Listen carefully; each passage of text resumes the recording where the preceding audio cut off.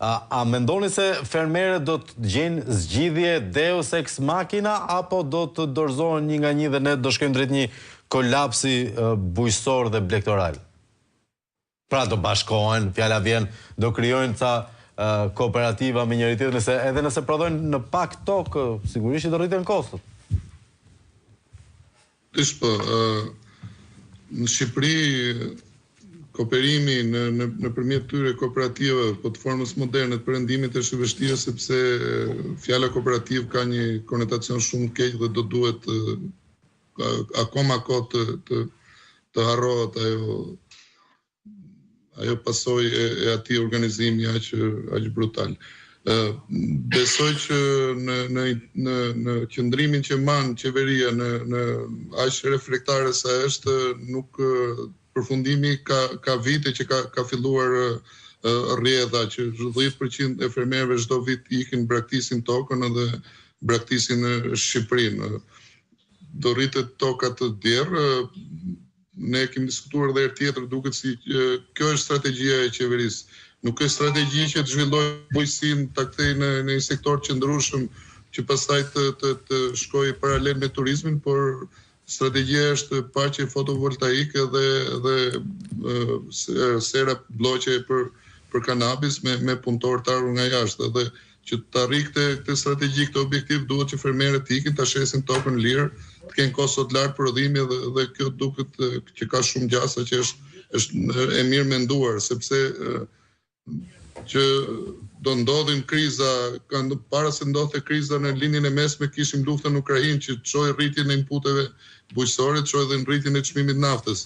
Mirë, po nuk u mor asnjë masë preventive që në përsëritjen e këtyre krizave të paktën kishim një amortizues, një filtr për mos ta çuar efektin direkt të fermerit.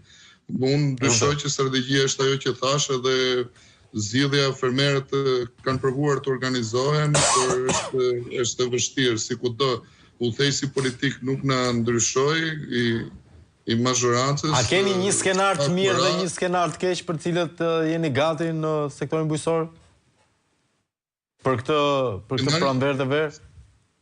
Skenari i mirë do të ishte që fermerët të organizoheshin, të detyronin qeverinë, sepse nuk janë si në Evropë, nuk janë 5% e popullsisë dhe 1% e GDP-s, por janë 30-40% e popullsisë dhe prodhojnë 15% të produktit brendshëm bruto, i kanë mundësitë efektive në rast se do organizohen, do mbrojnë interesat e grupit tyre, ta detyrojnë qeverinë që të ndryshojë 100% kurs të sjelljes ndaj bujqësisë, të alokojë fonde, të rrisi subvencionet, të ndryshoj politikat fiskale, të heqi të vëshën e inputeve, por ndryshe unë besoj që më shumë shanse ka rruga e lehtë e braktisjes dhe ikjes, sepse fermerët tanë janë të kërkuar në vendet e rajonit, kanë eksperiencë, janë dëshpëruar dhe pa punë, normal që do jenë të kërkuar edhe me eksperiencë, s'ka të paguar. Faleminderit Sharka, ndërkohë